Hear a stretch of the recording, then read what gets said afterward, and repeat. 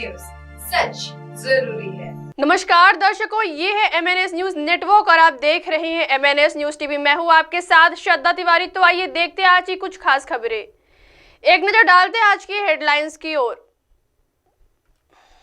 रक्षा मंत्री राजनाथ सिंह सुरक्षा स्थिति का जायजा लेने पहुंचे जम्मू कश्मीर। लोकसभा चुनाव से केंद्रीय गृह मंत्री अमित शाह ने पश्चिम बंगाल में किया बड़ा ऐलान। कांग्रेस ने किया मणिपुर से मुंबई तक भारत न्याय यात्रा की घोषणा। आइए देखते हैं खबरें विस्तार से। रक्षा मंत्री राजनाथ सिंह सुरक्षा स्थिति का जायजा लेने पहुंचे जम्मू कश्मीर। पुंछ में आतंकी हमले में 4 जवानों के बलिदान होने व उसके अगले दिन 3 ग्रामीणों के संदिग्ध हालात में शव मिलने के बाद हालात का जायजा लेने रक्षा मंत्री राजनाथ सिंह बुधवार को राजौरी पुंछ जिले के दौरे के लिए जम्मू कश्मीर पहुंचे। इस बीच सुरक्षा बलों ने आतंकी हमले में लिप्त आतंकियों की मदद करने के संदेह में 1 दर्जन लोगों की पूछताछ के लिए हिरासत में लिया है। इसके साथ ही आतंकियों को पकड़ने के लिए डेरा की गली, टोपा पीर, सवानी और मुगल रोड के साथ सटे जंगल में सेना का तलाशी अभियान लगातार 6ठे दिन भी जारी रहा। अधिकारियों के साथ बैठक करेंगे रक्षा मंत्री। वह डेरा की गली जा सकते हैं। वह संबंधित सैन्य यूनिट के अधिकारी व जवानों से भी बातचीत करेंगे। वह पीड़ित ग्रामीणों से भी मुलाकात करेंगे। उनके साथ उपराज्यपाल मनोज सिन्हा भी रहेंगे। रक्षा मंत्री सेना के 16 कोर के अधिकारियों के साथ भी एक बैठक करेंगे। हालांकि डेरा की गली में 21 दिसंबर को आतंकी हमला हुआ था, जिसमें 4 जवान बलिदान हो गए थे। वह इसके बाद हमले वाली जगह 3 ग्रामीणों के शव मिलने पर कुछ लोगों ने हिरासती मौत का आरोप लगाया था। इस मामले में सेना कोर्ट ऑफ इंक्वायरी के आदेश दे चुकी है। इसके साथ ब्रिगेडियर को हटाने के साथ 3 अन्य अधिकारियों पर भी कार्रवाई की तैयारी की जा रही है। जंगल में सुरक्षा बलों ने बड़े क्षेत्र को घेरा। सूत्रों ने बताया कि आतंकी हमले वाले स्थल के आसपास एक बड़े इलाके को घेरा गया है और सघन तलाशी अभियान चलाया जा रहा है। जिस इलाके में आतंकियों के छिपे होने की आशंका है, वहां घना जंगल, गहरी खाइयां और नाले भी है। इसके अलावा इस क्षेत्र में कुछ जगह बर्फ भी पड़ी है। ड्रोन और खोजी कुत्तों की भी मदद ली जा रही है। आइए बढ़ते अगली खबर की ओर।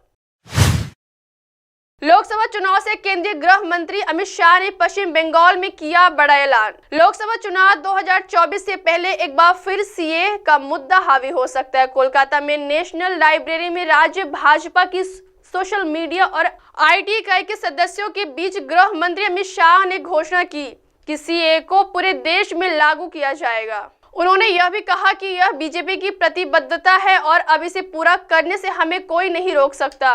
गृह मंत्री ने कहा कि राज्य की ममता बनर्जी सरकार इस मुद्दे पर लोगों को गुमराह कर रही है। लोकसभा चुनाव की तैयारी के लिए शाह मंगलवार को कोलकाता में थे। उन्होंने पार्टी पदाधिकारियों से चुनौती तैयारियों समेत कई अहम मुद्दों पर चर्चा की। पश्चिम बंगाल में सीए लागू करने को लेकर दिया गया बयान काफी अहम माना जा सकता है।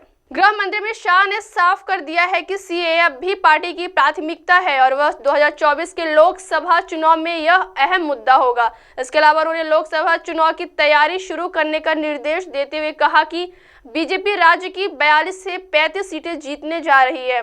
बीजेपी बंगाल में लगातार सक्रिय है और संगठन को मजबूत करने में भी जुटी हुई है। 2019 के लोकसभा चुनाव में बीजेपी ने 18 सीटें जीती। भारत गठबंधन के मजनदार भगवा पार्टी ने राज्य में अपनी सक्रियता बढ़ा दी है और अमित शाह ने इस चुनाव में राज्य में 35 सीटें जीतने का दावा किया है।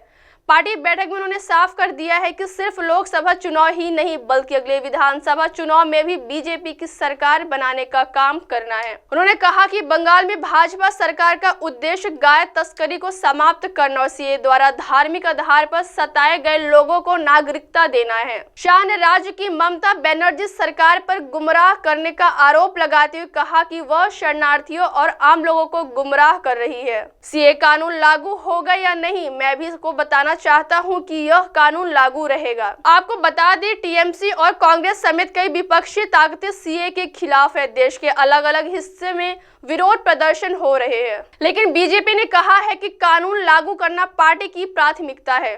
आइए बढ़ते अगली खबर की ओर।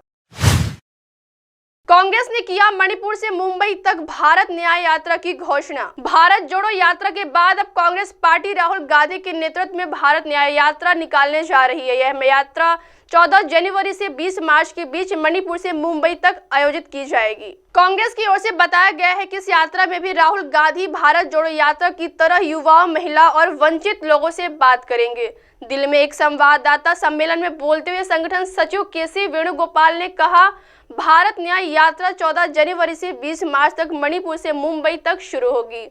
अब राहुल गांधी पहली भारत जोड़ो यात्रा के महान अनुभव के साथ यात्रा कर रहे हैं। युवा, महिलाएं और हाशिए पर रहने वाले लोगों के साथ यात्रा करें। यात्रा 6200 किलोमीटर की दूरी तय करेगी। इस बार यात्रा बस द्वारा आयोजित की जाएगी और नेताओं से मार्ग के कुछ हिस्सों में पैदल चलने की उम्मीद है। कांग्रेस अध्यक्ष मल्लिकार्जुन खड़गे इस यात्रा को हरी झंडी दिखाएंगे, जो 14 राज्यों और 85 जिलों से होकर गुजरेगी।